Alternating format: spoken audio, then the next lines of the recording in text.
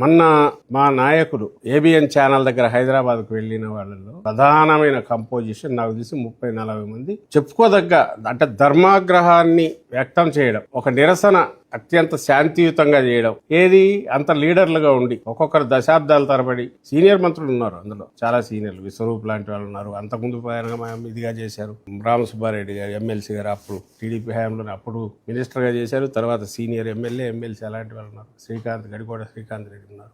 ఇంకా women leaders Lakshmi Parvati గారు, ఇట్లాంటి అందరు సీనియర్ లీడర్లు ఉన్నారు. చాలామంది పేర్లు ఇంకా చెప్తూ పోతే చాలామంది వస్తారు. ఆదిమూలపు సురేష్ ఉన్నాడు, సీనియర్ ఎమ్మెల్యేగా ఇంతకుముందు, ఎమ్మెల్సీలు పెద్ద ఎత్తున పోయినారు.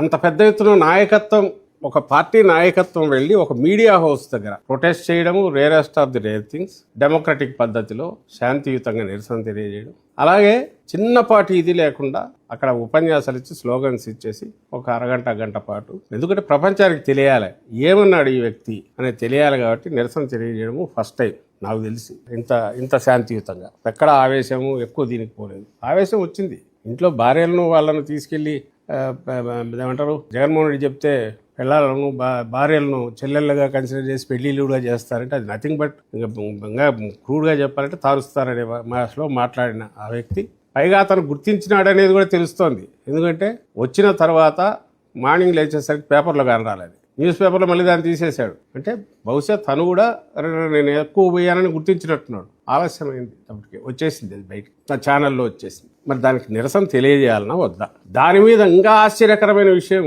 అతనికంటే అతని స్టైల్ అట్లే ఉంటుంది. అంటే వీళ్ళది టెర్రరిస్ట్ లాంటి మీడియాలో టెర్రరిస్ట్ గ్రూప్ బ్యాచ్ అది.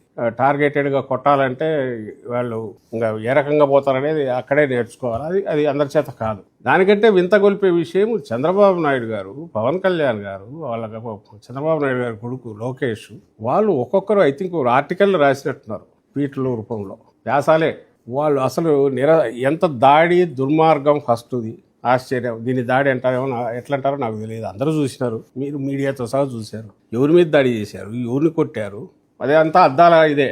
ఎక్కడైనా ఏమన్నా రాయి పడిందా, ఇంకోటి అయిందా, ఏం లేదుగా. అయినా సరే దాడి అన్నారు, ఇంకా దుర్మార్గం అన్నారు, నోటికి వచ్చినట్టు తిట్టారు. ఆయన పవన్ కళ్యాణ్ గతంలో ఎప్పుడో నాకు గుర్తు, వాళ్ళ అమ్మని ఏమన్నారో నాకు తెలియదు కానీ ఒక 3-4 రోజులు శోకాలు పెట్టి ఆయన పెట్టిండేది. అదే అందరికి గుర్తే ఉండే ఉంటాయి. మరి ఈరోజు ఆయనకు పత్రికా స్వేచ్ఛ ఇవన్నీ ఎట్లా గుర్తొచ్చినాయో అర్థం కాలే. పోనీ ఇది పత్రికా స్వేచ్ఛ అంటాడేమో అది తెలియట్లా, ఎట్లా స్వేచ్ఛ అంటాడో. ఇలాంటి క్రూడ్ కామెంట్ రాధాకృష్ణ ఆయనకే ఇదేదో రేపు దీనివల్ల ఇదవుతుందని పేపర్లో ప్రింట్ కాకుండా చూసుకున్న కామెంట్. మరి సిగ్గు లేకుండా ఎట్లా దాన్ని ఇది సపోర్ట్ చేస్తారు, ఏ రకంగా అతను చేస్తాడో అర్థం కావట్లా. దాడి అంటే ఎట్లుంటుందంటే, మాకు సంబంధం లేని ఒక న్యూట్రల్ అతను సాక్షి ఛానల్లో డిస్కస్ చేస్తా మాట్లాడిన దానికి సాక్షి మీద ఆఫీసుల మీద పడినారు కదా, అది దాడి. ఆఫీస్ దగ్గర తగలబెట్టినట్టున్నారు, సాక్షి ఆఫీస్ తగలబెట్టారు. మిగిలిన చోట్ల ఇక్కడ ఆటో నగర్ నాకు అన్ని వీడియోలు చూస్తే భయం వేస్తుంటాయి. ఆ లేడీస్ వాళ్ళు వచ్చి గేట్లతో తోసేసి పగలగొట్టి బోర్డులన్నీ కిందేసి తొక్కి, అది దాడి. మరి నాకు అర్థం కావట్లేదు. అదేమో ప్రజాస్వామ్య పరిరక్షణ, ఇదేమో పత్రికా స్వేచ్ఛ పరిరక్షణ. ఇక్కడ ఇదంట ఈరోజు వీలు చేసేది. ఇది చాలని మళ్ళీ ఆయన హితవు మరుసటి రోజు పవన్ కళ్యాణ్ ఏమనుకుంటున్నాడు, ఎవరో చెప్పినట్టున్నాడు ఆయన, మరీ మనం ఎక్కువ పోయినట్టున్నాం అంటే ప్రజాస్వామ్యంలో ఖండించవచ్చు, నిరసన తెలియజేయవచ్చు కాబట్టి, కానీ అది పీస్ఫుల్గా ఉండాలా అన్నాడు. మరి పీస్ఫుల్ అట్లాగా పీస్ఫుల్ అంటే ఏ రకంగా పీస్ఫుల్గా ఉంటుందో నాకు తెలియట్లా. అది కూడా ఆయనే చెప్తే బాగుంటుంది. అంటే ఒకవేళ మహా అంటే మాట్లాడకుండా మూతి గుడ్డ కట్టుకొని నిలబడాలి ఎక్కడ వచ్చి. మాట్లాడకపోతే ఎడ తెలుస్తుంది ప్రపంచానికి ఎందుకు వచ్చినారో. అదే అక్కడ చేసింది, అంతకుమించి ఏం చేయలే. అయినా సరే అడ్డంగా ఒక్కటే ధైర్యం ఏదంటే వాళ్ళ ప్రాపగాండా వేషం.